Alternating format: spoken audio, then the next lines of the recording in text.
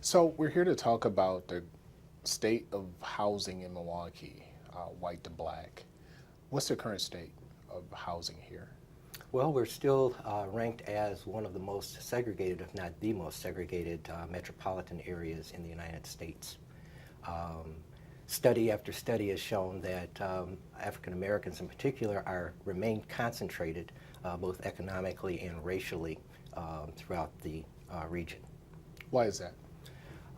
There are a lot of reasons. Actually, many people point to economics, some point to choice. The main outlier, I think, is discrimination in housing. Since Reconstruction, 1866, it's been illegal to deny an individual housing based on their race. However, slaves still found it difficult with no economic means to purchase homes and no jobs, obviously, to have mobility to concentrate in areas where jobs allowed them to at least make a living and take care of their families. During the entire World War II period, individuals in Milwaukee in particular were hampered with segregated housing patterns based on laws that had been passed both nationally and locally. So back in 1924, for example, the realtors got together and decided that they were going to have to do something about the colored problem.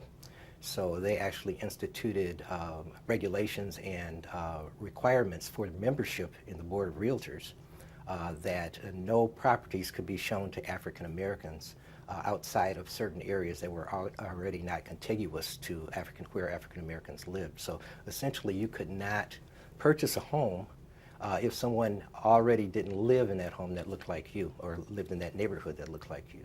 So that, along with restrictive covenants, what we call de jure segregation, basically laws and regulations that prohibited movement or determined where and how individuals moved.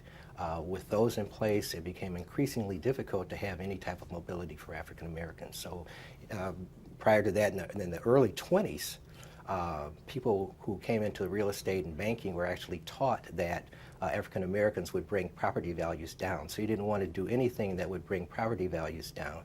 It was actually taught, and that was how you became a professional, learning who to market to, who to sell to, and who not to.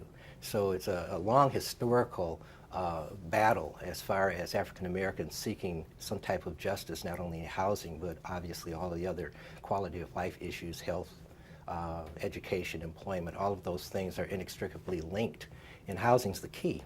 And so where you live determines where you go to work. Where you go to work determines what kind of livelihood you have for your family with education and those types of quality of life issues. All of that's determined by where you live. And if you're not where the jobs are, then in fact you are going to be stuck in a more increasingly impoverished area.